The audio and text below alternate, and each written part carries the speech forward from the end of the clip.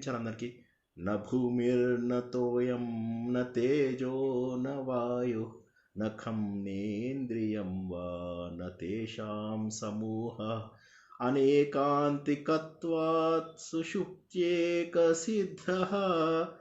तदेको वसिष्ठः शिवं केवलोऽहम् तदेको वसिष्ठः शिवं केवल न वर्णा न वर्णाश्रमाचार धर्म न मे धारणा ध्यानयोगादयोऽपि अनात्माश्रयाहं मम ध्यासहारा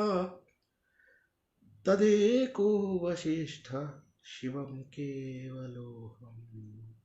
न माता पिता वा न देवा न लोका न वेदा न यज्ञा न तीर्था ब्रुवन्ति सुषुप्तौ निरस्तातिशून्यात्मकत्वा तदेको वसिष्ठः शिवं केवलोऽहम्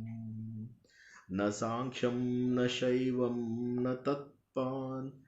चरात्रं न जैनं न मीमांसकादेर्शतं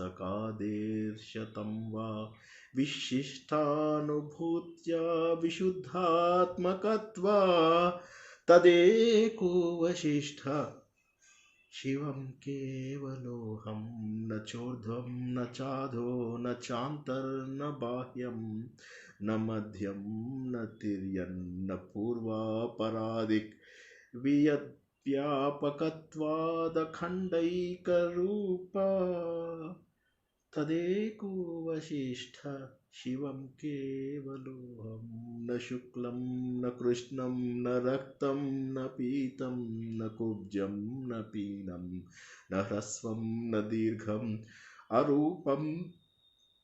तथा ज्योतिका प्रदत्वा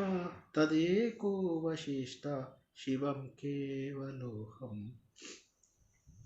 न शास्त्रा न शास्त्रं न शिष्यो न शिक्षा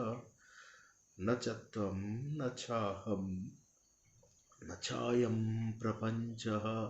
स्वरूपावबोधि विकल्पा सहिष्णुः तदेको वसिष्ठः शिवं केवलोऽहम् न जागृन्न मे स्वप्न को वा सुषुप्तिः न विश्वो न वा तैजनः प्राज्ञ